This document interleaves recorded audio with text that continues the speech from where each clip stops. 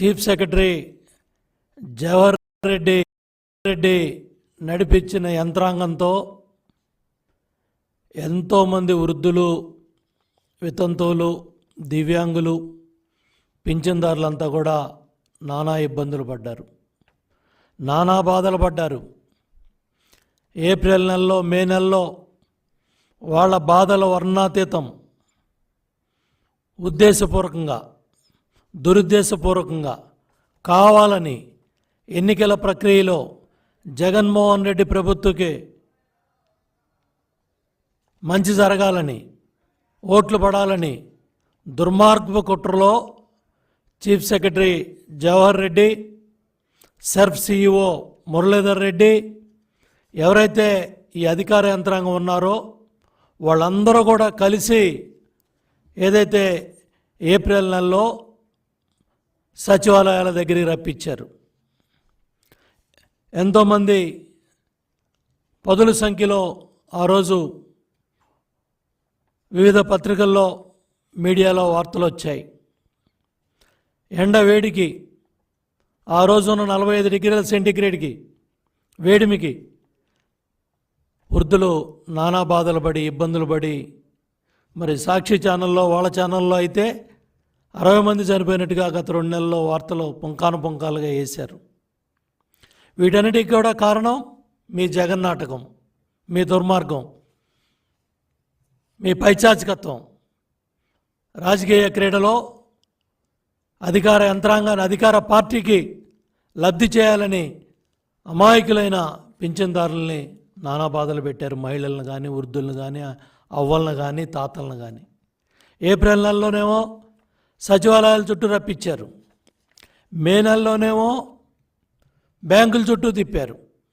నేను అడుగుతున్నా chief secretary Jawahar రెడ్డిని, సర్ఫ్ సిఇఓ మురళీధర్ రెడ్డిని, ఇంతవరకు ప్రభుత్వ పరంగా ఒక్క స్టేట్మెంట్ బయటకు వచ్చిందా? ఇళ్ళ దగ్గరికి వెళ్ళి ఎంతమందికి ఇచ్చారు? బ్యాంకుల్లో ఏ బ్యాంకుల్లో ఎంతెంత డబ్బు వేశారు? ఇప్పుడు దాకా ఎంత విత్డ్రా చేశారు? ఎంతమంది తీసుకున్నారు? ఎన్ని ఇబ్బందులు పడ్డారు? ఆధార్ దెమ్మనొకడో, పాన్ దెమ్మనొకడో, ఈ బ్యాంక్ అదనొకడో, ఆ బ్యాంక్ అని సచివాలయ సిబ్బంది ఏ బ్యాంకులో ఉందని ఇళ్ళకెళ్ళి చెప్పి రమ్మన్నారు. అదే సిబ్బందితో ఆ డబ్బులు వెళ్ళి ఇంటి దగ్గర ఇవ్వడానికి ఏమి నొప్పి అని నేను అడుగుతా ఉన్నా చీఫ్ సెక్రటరీ జవహర్ రెడ్డిని. అయిపోయింది కదా, ఎన్నికలు అయిపోయాయి. ఇంకా మీ కుట్రలు ఆపండి, మీ కుతంత్రాలు ఆపండి, మీ దుర్మార్గాలు ఆపండి. జరిగిన అన్యాయాన్ని ఒకసారి చూడండి, జరిగిన నష్టాన్ని చూడండి, వాళ్ళు పడ్డ బాధలో మానవత్వం ఉంటే ఇమీడియట్గా స్పందించండి. ఈ నెలలో బ్యాంకుల్లో వేసిన డబ్బులు, ఏ బ్యాంకుల్లో ఎక్కడెక్కడ ఎంత డబ్బు పడింది, జిల్లాల వారీగా, రాష్ట్రం మొత్తం ఎందుకు ప్రభుత్వం ఈ వాస్తవాలన్నీ బయట పెట్టలేదు? ఎంత డబ్బు, ఇప్పుడు దాకా ఆ డబ్బు ఎంతమంది విత్డ్రా చేసుకున్నారు, ఇంకెంతమంది తీసుకోలేకపోయారు? ఈ నెలలో నెలాఖరు కల్లా 31 కల్లా ఆ డబ్బంతా కూడా సచివాలయాలకు వెళ్ళాలి, సిబ్బందికి వెళ్ళాలి. లక్షలాది మంది ప్రభుత్వ ఉద్యోగులు ఉన్నారు, వాళ్ళందరితో కూడా బ్రహ్మాండంగా ఎవరైతే కౌంటింగ్ ప్రక్రియలో లేరో వాళ్ళందరినీ కూడా సద్వినియోగం చేసుకొని ప్రతి ఒక్క ఎవరైతే ఉద్యోగస్తులు ఉన్నారో వాళ్ళందరినీ కూడా ఇంటికి పంపిస్తే 45 నుంచి 50 మందికి 1 నుంచి 2 రోజుల్లో ఈ ప్రక్రియ అంతా కూడా పూర్తవుతుంది. పూర్తిగా పింఛన్లన్నీ కూడా ఇంటికి వెళ్ళి ఇచ్చే అవకాశం ఉంది. ఎన్నికలు అయిపోయాయి కాబట్టి ఎవరికి వాడు బాధ్యత లేకుండా, దీని గురించి మాట్లాడకుండా, ఆ వృద్ధుల గురించి, ఆ పింఛన్దారుల గురించి పట్టించుకోకుండా ఎవరు దుర్మార్గాలకు వాళ్ళు పాల్పడతా ఉంటే చంద్రబాబు నాయుడు గారు ఒక్కసారి తలుపు తట్టండి, ఒక్కసారి మేల్కొల్పండి. మళ్ళీ ఒకసారి వాళ్ళందరూ కూడా చాలా నిర్లక్ష్యంగా వ్యవహరిస్తూ ఉన్నారు.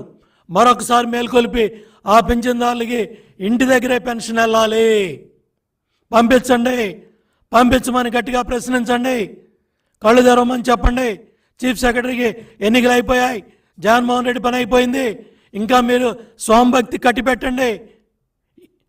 నెలాఖరు కల్లా ప్రతి సచివాలయంకి ఏ సచివాలయ పరిధిలో ఎన్ని పింఛన్లు ఉన్నాయి, ఎంతమంది సిబ్బంది అవసరం అవుతారు, ఎంతమందిని ఈ కార్యక్రమానికి పంపించాలనేది ఇంతవరకు కలెక్టర్లతో చీఫ్ సెక్రటరీ మాట్లాడా? వీడియో కాన్ఫరెన్స్ పెట్టాడా? లేకపోతే సబ్ సిఇఓ బాధ్యత తీసుకున్నాడా? మురళీధర్ రెడ్డి కూడా సిబిఐ ఈడీ కేసుల్లో జగన్మోహన్ రెడ్డితో పాటు ముద్దాయిగా ఉన్నాడు, నిందితుడిగా ఉన్నాడు.